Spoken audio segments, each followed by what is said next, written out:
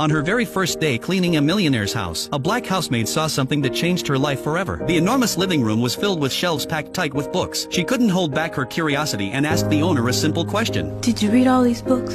Most of them.